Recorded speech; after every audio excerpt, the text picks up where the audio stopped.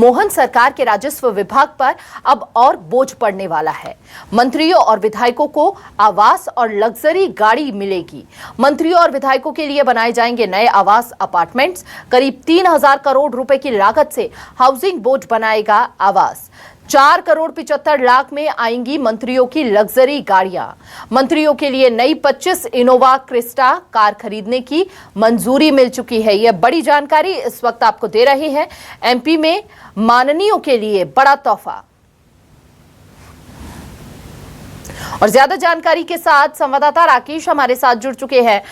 राकेश, एक तरफ तो कई बड़े सवाल खड़े हो रहे हैं, दूसरी तरफ मंत्रियों के लिए इसे बड़ी खुशखबरी के तौर पर भी देखा जा रहा है, क्योंकि नया आवास मिल रहा है, लग्जरी गाड़ियां मिल रही हैं, एक नया लाइफस्टाइल यहां पर मिलने जा रहा है। लेकिन इसी के साथ राजस्व विभाग पर बड़ा बोझ पड़ेगा।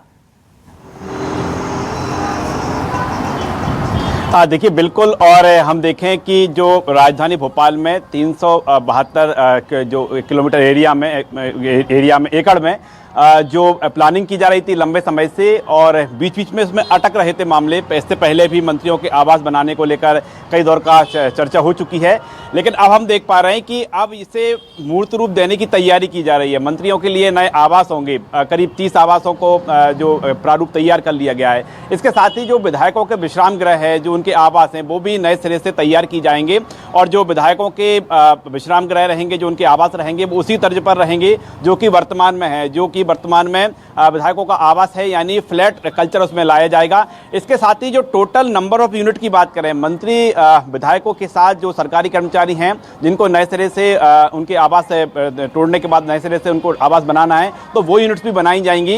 यानी हम कह सकते हैं कि प्लानिंग बहुत पहले से थी, तैयारियां लगातार उसमें दौर की हो रही थी, लेकिन जो मूर्त रूप देने की बात है वो अब सामने आ रहा है। जाहिर तौर पर है, कांग्रेस सभा जरूर उठा रही है कि जब मध्य प्रदेश सरकार इतने कर्जे में है, तो ऐसे में 3,000 करोड़ की जो राशि है खर्च की जाएगी, और ये कहा जा रहा है कि ये पूरी मंत्रियों पर की जाएगी। लेकिन हम टोटल प्रोजेक्ट को देखें, इसमें मंत्रियों के आवास शामिल हैं, इसमें विधायकों के आवास शामिल हैं, लेकिन इसमें जो कर्मचारी वर्ग है उसके आवास भी शामिल हैं। दरअसल हम पूरे मामले को समझें तो राजधानी भोपाल में जो 300 से अधिक एकड़ में स्मार्ट सिटी का डेवलपमेंट था, उसके तहत पुराने आवास तोड़कर नए आवासों का निर्माण भी शामिल करना था, और इसके लिए जमीन तैयार करने के लिए कई आवास जो पुराने आवास हैं, जो जर्जर हो चुके हैं, जो रहने लायक नहीं थे, उन्हें तोड़े भी जा चुके हैं। अब प्लानिंग ये है कि जो शिवाजी नगर और तुलसी नगर के जो बचे हुए आवास हैं वो भी तोड़े जाएं, और नए सिरे से पूरे एरिया की प्लानिंग की जाए। सरकार का ये तर्क है कि जो आवास सालों से थे, वर्षों से थे, काफी पुराने थे, कोई 40 साल पुराना है, कोई 50 साल पुराना है, उनको तोड़कर नए सिरे से डेवलपमेंट किया जा रहा है।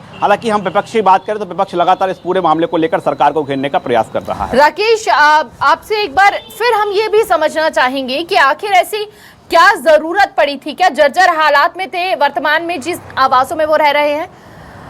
राकेश, आप बने रहिए, आपसे आगे भी हम जानकारी लेते रहेंगे, लेकिन इस बीच हमारे साथ खास मेहमान जुड़ चुके हैं। हमारे साथ बीजेपी का पक्ष रखने के लिए दुर्गेश केशवानी जी जुड़े हैं। सीधा उन्हीं का रुख करेंगे और उनसे जान लेते हैं।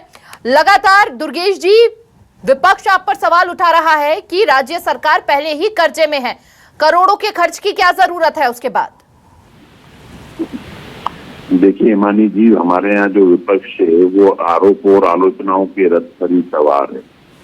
भोपाल राजधानी है, और राजधानी में अनेक वीवीआईपी भी रहते हैं। पूर्व में हमने प्रधानमंत्री आवास के माध्यम से भी हमने मध्य प्रदेश सबसे अव्वल रहा है, और हरी डेंसिफिकेशन स्कीम के तहत ये सब चीजें होने का प्रस्ताव पूर्व में आया था।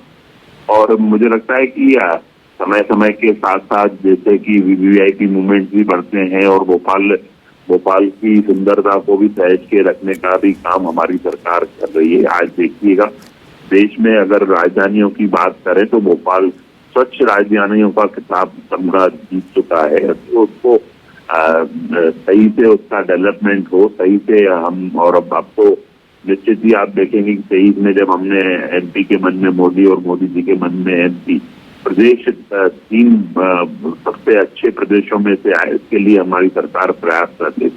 और जाम न लगे, बहुत सारी ऐसी इस तरह की चीजें हैं जिसके तहत इन सब चीजों को लखीमपुर डेंसिफिकेशन वाले जो प्रोजेक्ट है ठीक उसको है। लागू किया गया। ठीक है। और कांग्रेस का पक्ष रखने के लिए अवनीश बुंदेला जी भी हमारे साथ जुड़ चुके हैं। अवनीश जी, आप सुन रहे होंगे दुर्गेश जी को, क्या कुछ उनका कहना है कि भले ही राज्य सरकार कर्ज में है लेकिन कुछ चीजें जरूरी होती हैं और उनमें से ही एक उन्होंने इन चीजों को भी गिनाया है। अब आपका रिएक्शन भी लेना चाहेंगे इस पर, आप क्या कहना चाहेंगे? देखिए, सबसे बड़ी बात है कि मैं ऐसा मानता हूं कि हम कभी विकास का विरोध नहीं करते, ना हम कर रहे हैं, लेकिन फर्क इतना है कि ऑलरेडी मंत्री विधायक अभी जिन बंगलों में रह रहे हैं उनमें क्या कमी है। उनकी साज सज्जा के नाम पर, मेंटेनेंस के नाम पर साल भर में करोड़ों रुपए खर्च होते हैं। और यही तो हमेशा ताना मारते थे हमको, जब 15 महीने की हमारी सरकार ने हमको ताना मारती थी। वो खुद 20 साल से उन बंगलों में रह रहे हैं, उनका निर्माण कर रहे हैं, उनकी साज सज्जा करा रहे हैं। अब आप फिर से एक नया बजट एलोकेट करवा रहे हैं 3000 करोड़ का। तो ये उस प्रदेश के लिए जो प्रदेश 4 लाख करोड़ के कर्जे में है और जिस प्रदेश में प्रधानमंत्री आवास के नाम पर बमुश्किल आप 1,60,000 रुपए देते हैं, जिसमें एक कमरा बन जाए तो बड़ी बात है, और आप खुद के लिए इतने आलीशान भवनों का निर्माण करवा रहे हैं, तो कहीं ना कहीं सवाल तो खड़े होंगे। अब विपक्ष क्या ये भी ना कहे? मानी जी, मेरा जवाब लीजिएगा। अरे सुन लो दुर्गेश भाई, और सुनिए, अभी कुछ दिन पहले आपने सुना होगा 25 नई इनोवा क्रिस्टा भी ऑर्डर की गई थी। इसके लिए 5 करोड़ रुपए इन्होंने जो थे सैंक्शन किए थे। बात इतनी सी है कि अब इस फिजूल खर्ची की आवश्यकता क्या है, आप मुझे बताएं।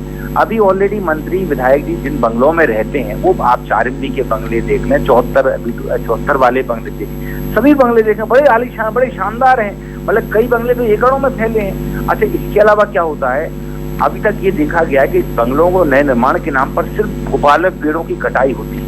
इस बार भोपाल शहर ने जो गर्मी और जो क्लाइमेट झेला वो बहुत ही गंदा, ऐसा कभी नहीं हुआ। आप सोचें, पहले मंत्रालय के आसपास, न्यू मार्केट के आसपास पूरा एक पेड़ों का जंगल हुआ करता था।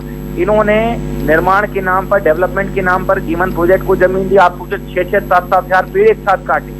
इसके अलावा प्लेटिनम प्लाजा के सामने पूरा जंगल साफ कर दिया। ठीक है। और ऊपर क्या है, वही आप सीमेंट के जंगल खड़े कर देते हैं। ठीक है, समय की कमी है, नुकसान कर रहे हैं। समय की कमी है। आप दोनों ने अपने अपने पक्ष रख दिए। बहुत बहुत शुक्रिया आपका अपनी अपनी प्रतिक्रिया साझा करने के लिए इस पूरे मामले पर और अपना कीमती समय हमारे साथ साझा करने